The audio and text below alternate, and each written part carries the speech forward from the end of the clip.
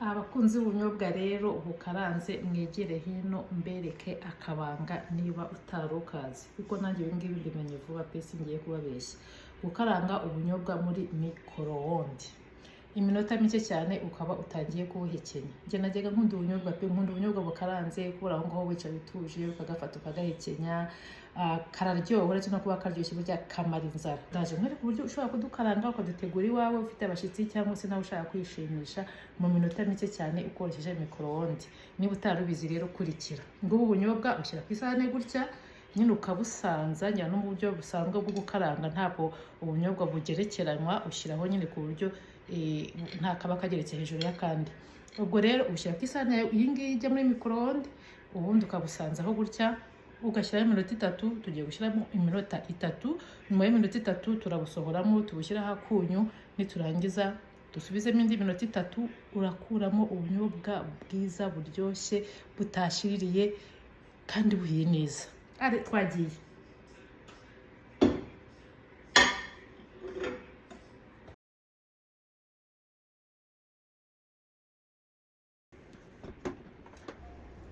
Mwabonye ko bwatangiye guturika neza cyane. Dore nk'aka katuritse tu.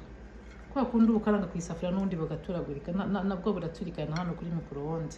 Kandi noneho icyiza cyabwo ntabwo bushobora ngo bube umukara nka kwa kundi ukaranga ku isafuriya cyangwa ku ipanu ukarangara bigashirira. Hano rwose ntabwo nyine ubisuruveya ngo urirwa hejuru ukaragura ugaragura. Ubu ngiye gushyiramo akunyu. Aha ngiye gushyiramo umunyu nkuko twabivuze.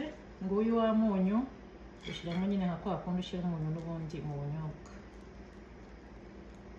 Nifashishije akangaka ariko ufite kose wakwifashisha cyangwa nuko hajyamo umunyu. Murabizi ko nge ntarya umunyu mwinshi cyane, nubwo ubunyobwa buryoha n'umunyu mwinshi cyane, ariko ngewe ndashyiramo ako nshobora. Ubwo nawe bitewe n'umunyu ushobora gushyiraho uwo. Akanda kariwe ubwo bwatangiye no gushya.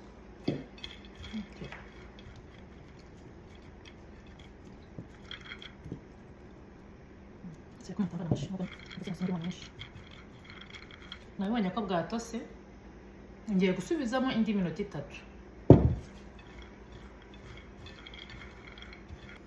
Murabubona bwahiye ubunyobwa. Minota 3 yindi ya nyuma yo gushyiramo akunyu irarangiye. Dore ubunyobwa uko busa, umva ukuntu buvuga ku isahani.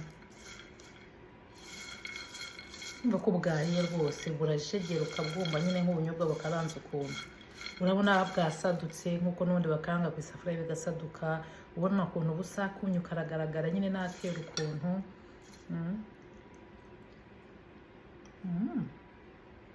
Buraryoshye cyane.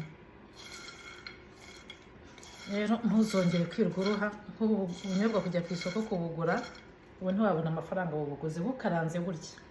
Ariko wabuguze ari bubisi kwa kundi ukaza ukikarangira urya ubunyobwa bwiza buhiye neza washyizemo umunyu wumva wifuza kandi utanahenzwe.